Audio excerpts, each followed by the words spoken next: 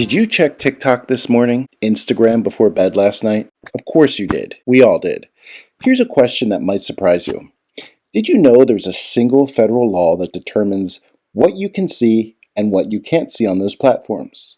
A law that's causing massive political fights across the country. A law that most Americans have never heard of, but that shapes every single post, comment, and video you encounter online. That law is called Section 230, and understanding it might be one of the most important things you learn in this class, because it affects not just your social media experience, but the future of free speech in America. Hey, it's Professor Grabowski, and in this short video, I'll explain why your social media feed has become a political battleground. And the answer lies in a law known as Section 230 of the Communication Decency Act, which basically gives social media platforms total control over our most important communication channels. Let me show you just how much power these platforms have. In 2022, Elon Musk bought Twitter for $44 billion. Within months, he fired most of the content moderation staff, brought back previously banned accounts, and completely changed the rules. Overnight, the entire platform transformed, all because one person decided to change the rules.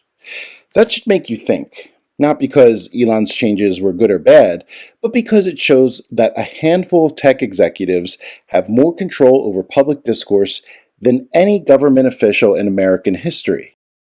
And they can exercise that control however they want, whenever they want, with virtually no accountability. Here's what's driving everyone crazy. Section 230 gives platforms the power to moderate content however they see fit, while protecting them from getting sued. They can remove your posts and claim they're protecting people from harm, or they can leave up content that others consider dangerous and claim they're protecting free speech. Either way, Section 230 shields them from lawsuits. This has managed to anger virtually everyone across the political spectrum. Think about it from a free speech perspective. You post something you believe is important, and suddenly it's gone. The platform says it violated their quote-unquote community standards. Standards written so broadly they could apply to almost anything. You feel censored, but when you try to sue, courts throw out your case. Now flip the script. Maybe you're constantly harassed online, or you're watching dangerous disinformation spread. You report it, and the platform does nothing. You want to hold them accountable, but Section 230 protects them from liability. The same law that enables what some call censorship also enables what others call a failure to protect users. Here are some numbers that show how divided we are. 71% of Republicans believe major tech companies have a pro-liberal bias. But a recent survey found that 55% of Democrats think that X, the platform formerly known as Twitter, favors conservatives. Both sides feel like they're being unfairly silenced.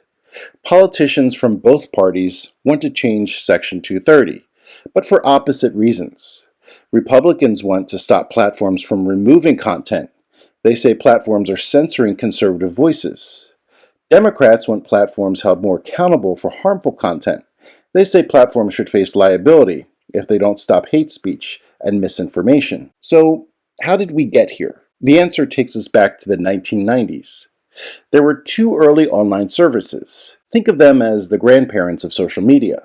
CompuServe took a hands-off approach. Prodigy tried to be responsible by moderating content. When both got sued for hosting defamatory content, something crazy happened.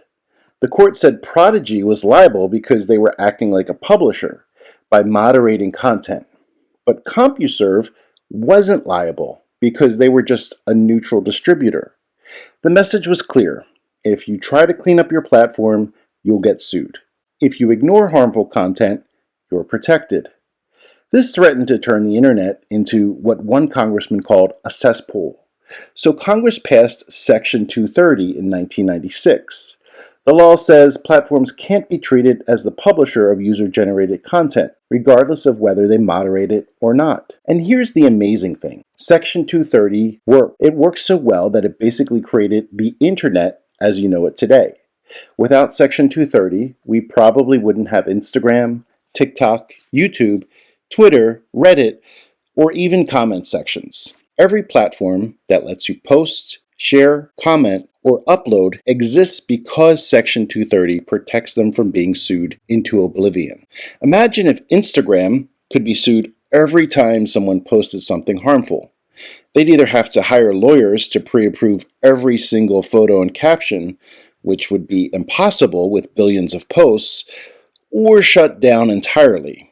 Section 230 is literally the foundation that makes user-generated content possible. This is why the United States became the global center of internet innovation. Other countries don't have laws like Section 230, so their platforms face much more legal risk. That's why most major social media companies are based here. But Section 230 also created something Congress didn't anticipate: a powerful legal shield that allows platforms to make content decisions with virtually no consequences. And that brings us to today's controversies. Now, why should you care? Because you're entering a world where these debates will shape your entire career. If you work in journalism, marketing, tech, politics, or any job involving communication, the rules governing online speech will affect your daily work. More importantly, this is about democracy itself. We're having the most important political conversations of our time on platforms controlled by private companies that can change the rules whenever they want.